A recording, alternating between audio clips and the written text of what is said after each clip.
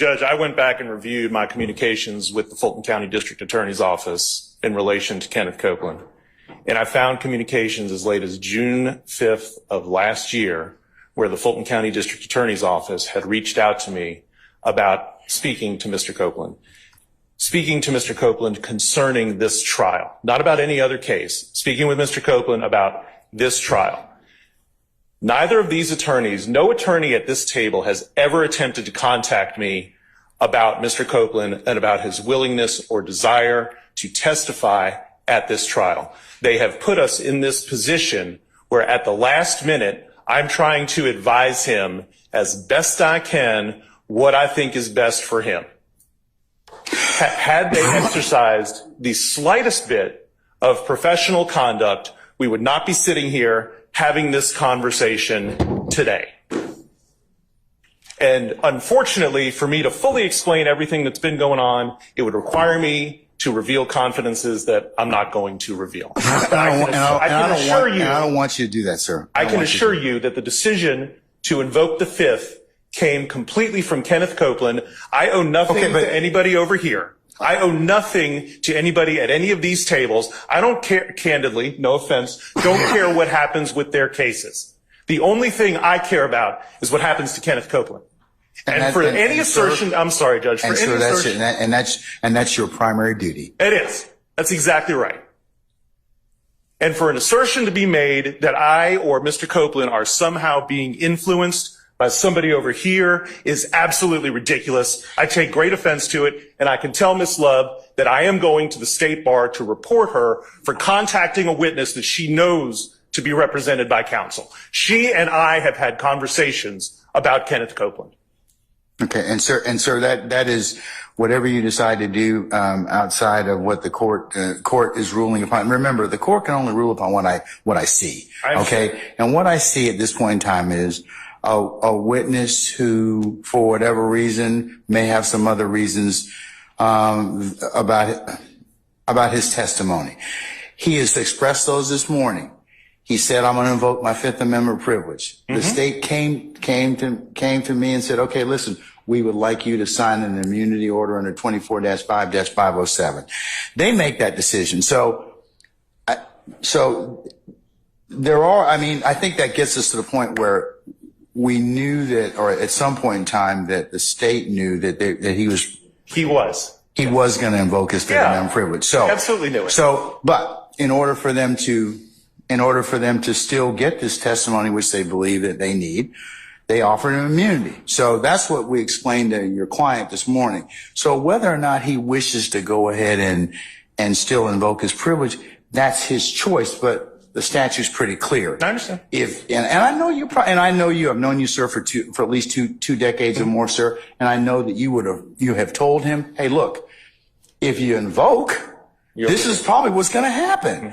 And I suspect that if you probably have a conversation with him now, you're probably going to tell him, well, that was a self-fulfilling prophecy in terms of what I told you might happen. But I don't know what conversations you have with him, but I suspect that they were consistent with what the dictates of 24-5-507. Now, Monday, we'll go ahead and I'll call him out before the jury comes in on Monday morning. We'll ask him whether or not he wishes to continue his testimony, because I don't want him to invoke in front of this jury if I can help it. So since he's made it once already, I'm going to ask him before the jury gets out here on Monday, is it your intent to invoke your Fifth Amendment privilege? If it is, he's going to go back into custody until he's willing to go ahead and give testimony, because he has immunity, so he has to testify. Judge, the only thing that I would say is that the primary reason Mr. Copeland is in custody right now is because the state has utterly failed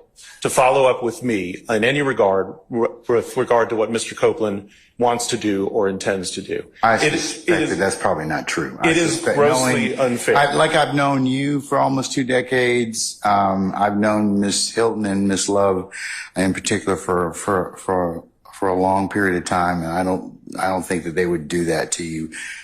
Judge, at no point did they ever reach out to me about Mr. Copeland. about Mr. Copeland's testimony here today. The last time I heard from anybody in the Fulton DA's office was June of last year. Ms. Hilton, did you reach out to Mr. Melnick? And if so, when? When I talked to Mr. Copeland, he told me Mr. Melnick was not his attorney. So that is, I talked to the witness because when did you talk to Mr. Copeland?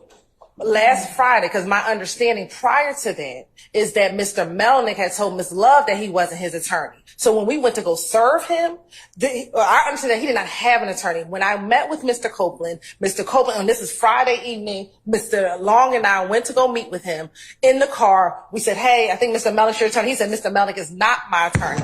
He said, I haven't even talked to him. And then that is when we proceeded to begin our conversations. Anytime that Mr. Copeland did not want to speak with us, we did not speak with him. We called him on Monday to see if he could come down here. He said he didn't want to come, or he didn't respond. We left it alone. On Tuesdays when we picked him up for the first time, on Tuesday when he did not take the stand, we went upstairs. We had some conversation.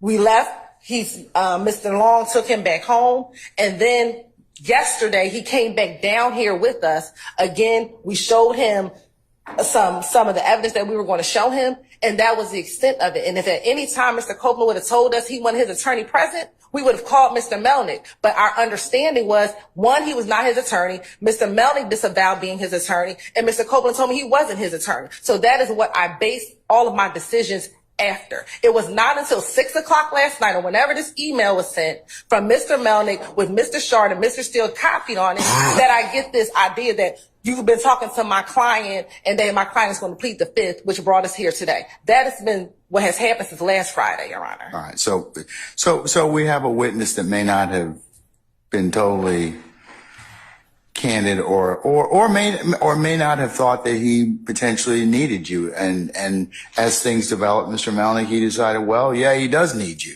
But whether or not. And Your Honor, it's my understanding that Mr. Melnick called Mr. Copeland last night. Yes, so it wasn't that Mr. Copeland called Mr. Melnick. Mr. Melnick so happens to call him the night before he's supposed to testify. So I don't know what has happened or what has transpired, but that is the extent of what occurred. So I'm not going to get into my conversations with my client. No, and I don't expect you to.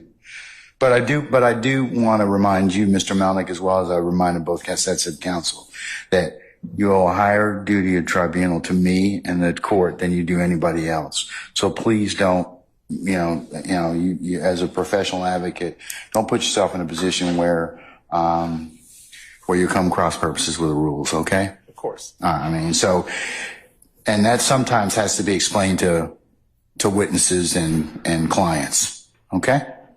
All right.